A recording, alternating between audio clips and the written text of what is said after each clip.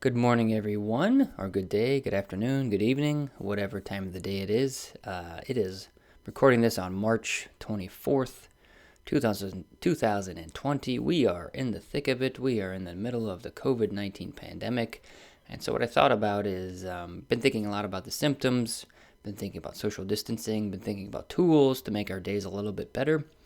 So what I did this morning, I put together a couple thoughts, published it as a blog. So this episode is kind of a hybrid of a blog companion and a kind of how-to guide, but I'm just going to jump in here, and so we're going to talk about today. The title of that blog is, again, published today, March 24th, so you can look at the written word here on the blog, or just listen to this episode, or check out the YouTube. The blog is How to Self-Monitor COVID-19 Symptoms and Social Distancing. So here, when we talk about social distancing, our journey here is just beginning. A key issue that I thought about, it's springtime, it's flu season, it's allergy season, so regular flu outside of the coronavirus, is that we're faced with identifying, the correct combination of COVID-19 symptoms and non-symptoms, right? So what I noticed is that I needed to do a little bit of, self-education regarding COVID-19 and other common cold and flu symptoms, etc., right? After all, the symptoms tend to be similar across different types of illnesses, different types of respiratory conditions. And when I was looking at this, I found a nice infographic. There have been a lot that have been developed out there. A nice little decision tree that the University of Alabama, Birmingham, UAB, medical school put together as a useful infographic to look at the different combinations. So I'll go ahead and pop this up. I have a hyperlink here to the infographic, and so it's a picture of pretty much a flu versus allergies versus COVID-19. So the first decision you have to ask yourself is, do you have a fever, yes or no? If yes, then you go towards the COVID-19 or flu route, and if you're experiencing shortness of breath, yes or no, that's kind of the key feature, the key symptom of COVID-19. Then you have to check off the remaining symptoms, which are cough, fatigue, weakness, and exhaustion. And if you don't have COVID-19, or if you do not have shortness of breath, then you go towards the flu route, and then you have to check to see if you have cough, fatigue, weakness, and exhaustion. And then you go back up to the fever question. If you don't have a fever, the end results could be allergies or the common cold with related symptoms there. And, you can check it out on the infographic. So going back to the blog, I like decision trees. I'm a process map guy myself. I like to kind of see the yes/no checkpoints, but really it's not laid out in a way that's easy to kind of follow and look at those combinations and see the overlap. At least not for me. So I looked at it in a different way. So overall, I thought these were kind of confusing in a way. So although the infographic is a helpful decision tree, it gets a little confusing again when you're looking at the different buckets. So I think what's missing from these infographics, one, it's kind of like a snapshot. Do you have this combination of symptoms right now? But it doesn't track how many symptoms you have over time. Maybe you had 3 yesterday, you have 4 today, maybe you only have 2 today, or you're back at 0, right? It'll be good to kind of see that fluctuation of your symptoms over time. In addition to, not only are the symptoms, but we need to look at how our behavior and our interaction with the outside environment plays a role, right? That's that social distancing piece. So I created a simple kind of what I'm calling a COVID-19 symptom tracker, which is based on that UAB infographic, and it allows us to monitor our symptoms over a 2-week span. And I just chose 2 weeks because it was easy to plop down on the Excel chart, which I'll show you a link here at the end. But for example, when we look at the tracker here, we have the picture. I'll zoom it in here. So the flu has 5 symptoms: fever, cough, fatigue, weakness, and exhaustion. And COVID-19 has those 5 plus 1 more, which is shortness of breath. Now, so for me, I think that is an easier way to look at the symptoms overlapping. You can see it 5 out of 6 or 6 out of 6, that's going to be the difference.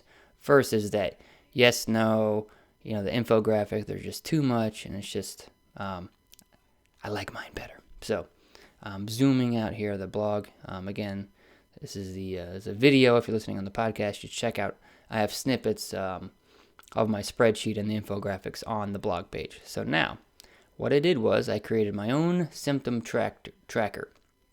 So I'll go ahead and I'll pop it up here, but I'm going to just briefly describe kind of the different areas here. So the spreadsheet, I'm going to go ahead and pop it up here. Move it over. Okay, so the spreadsheet, it's an Excel spreadsheet, so hopefully you're somewhat Excel savvy here. Again, this is something that you, I think, should be doing every day. Again, this is the self-monitoring piece. Top left, I have the basic essentials. I have the link to the infographic. And actually, let me back up here. I have that infographic copied and pasted on the map, on another spreadsheet in my symptom tracker. So going back to the example tab, we have patient, who's me, date, day of the week, time, symptoms checked, and then we have all the different symptoms. Hey, the colors didn't stay there, so let me go ahead and fix this. So we have the cold, the COVID, the flu symptoms, and you have all the symptoms, and I have 6 different items here. So going horizontally across the page, you have today's date. We're on the 24th. We'll look at the day of the week, and the time, the symptoms check. So again, it's important to be consistent about what time of the day you're checking your symptoms. And so I just started this, so I haven't had a chance to be consistent. But what you do is, as you go through each day, you check your symptoms. Do I have a fever? No. Do I have a cough? Let's say yes. Am I fatigued? No. Do I have weakness? No. Exhaustion? No. You just do this. And you can see at the bottom here, I created a nice little number of COVID symptoms present, 2. And if at any point you have all 5, the red alert pops up, get tested. Let me go ahead and undo those and delete my answers there. So those are the cold versus flu. Then we also have, right, it's March, it's allergy season. So now allergy and cold, they overlap on these different symptoms, which are sneezing, runny nose, chest discomfort, and itchy eyes. And so if you have sneezing, runny nose, mild chest discomfort, that lines you up for the cold, for the common cold. Itchy eyes, no runny nose, that'll lead you with allergies. So again, you're looking at these 10 different items, and answering yes or no will let you know, will indicate, what symptoms you have as they relate to COVID-19 or not. So those are the first 10. Now I created 5 other sections to keep track of. Most importantly, this environmental activity section relates to social distancing. Are we following the rules? So the 2 questions here are, did you go to a public place? And I define them. Let me zoom in. I defined a public place as any man-made structure beside your home. So your home could be, apartment, townhouse, brick and mortar, basic home in the neighborhood, right? Or a public place. Any other man-made structure could be, Target's close by for me. We have the grocery store, Aldi. You have CVS. So any public place like that, answer yes or no. And then the question is, did you come within 6 feet of somebody else? So that's the rule, right? The 6 feet rule. So I have the past 3 days, I didn't go to any public places, but yesterday I was out on a walk, and the sidewalk is only so wide, so I probably came within 3 to 4 feet of somebody, and so I added that to the new section at the bottom here in my notes section. So within 3 feet of neighborhoods on the outside walk. So those are the environmental activity pieces related to social distancing. So this is important, so we can see that maybe if we have, let's say a bunch of public places, if we keep going out and we're not supposed to, maybe does the next day or a delay, of 2 or 3 days down the road, does that relate to an increase in symptoms? And this might serve as a nice kind of record. So if you ever take this to your doctor and say, I went here, I went there, in your notes you could say I went to, we have a grocery store called Meijer. We went to Meijer. There's Kroger. We went to CVS. I went to those places, but I wasn't within anybody. I wasn't within arm's reach of anybody. So again, just good kind of descriptive data, if you will, to track, what's going on here. So those are the environmental activity pieces. Then I also added 2 items, exercise minutes and total steps. Now I added these 2 features these two data points, because they relate to symptoms directly related to COVID-19, which are fatigue, weakness, exhaustion, shortness of breath. So those would be important to track to see what that correlation is, maybe the next day or the day of, or, something, some combination like that of like, okay, I've actually, me personally, these are my real data here. So I had 13,000 steps on Sunday, had 2 long walks. That's where those steps came from. Monday had 11,000, had some exercise time in there with the elevated heart rate. So I might see that, maybe come Wednesday, Thursday, but that my legs are really tired. So it'll be good to track those symptoms and to see if I'm having weakness or exhaustion. Does it coincide with a fever? So on and so forth. Paying attention to those combinations. So that's generally how this checklist is going to work. And at the bottom here, I have, again, my symptom tracker, so it adds all the COVID symptoms up. I just created a little social warning here, a little COVID warning that if you have, it automatically generates if at any time you have 5 or 6 of these symptoms, it'll say, go get tested, right? That's the general recommendation. And if not, then keep your social distance. I think we'll be in that phase for a while. So just a little working equation, something real simple. Then at the bottom here, I have the instructions. So again, we have the 10 symptoms to keep track of. Time of the day is very important to just be somewhat consistent, right? We want to make sure that we're having good, valid, reliable data. So let's go back to the blog now. So that's the tracker. I have all those details in the blog teaching you how to fill out the tracker. How long, you might be asking me, like, how long do I need to do this? Well, I think probably as long as it takes to, get through this this very extreme social distancing, way of life that we're all experiencing. Probably will last for another, 6 to 8 weeks to some degree, I imagine. But so that's pretty much it. I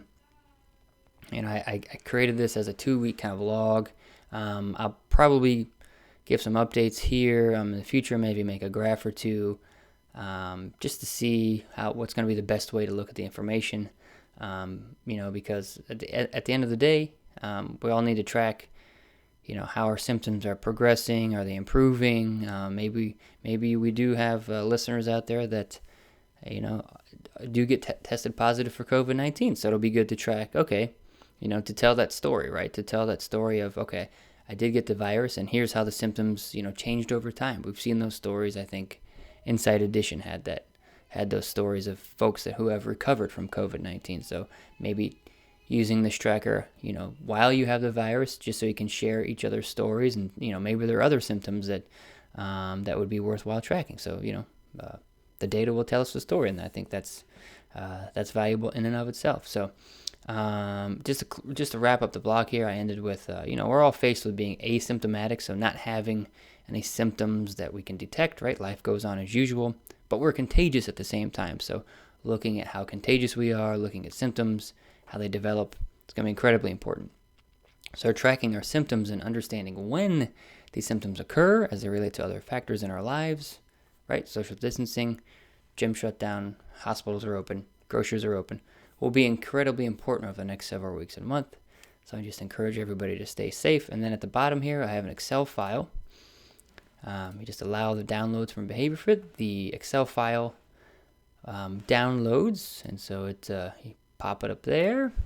And then there's a printable PDF version. So if you have a printer at home and just want to, I made a blank version of it with the instructions, so you can go ahead and enter your symptoms in, yeses and nos, and count them up yourself. But I thought, at the very least, I think we're all in the midst of this. I think this could be something useful to many of us. So that's all I have for this blog campaign episode. Let me know if you have any questions, comments, if you have ideas of how this can be improved, throwing in graphs, different ideas, let me know. But until then, keep moving, keep your exercise happening, wash your hands, stay safe, stay away from each other.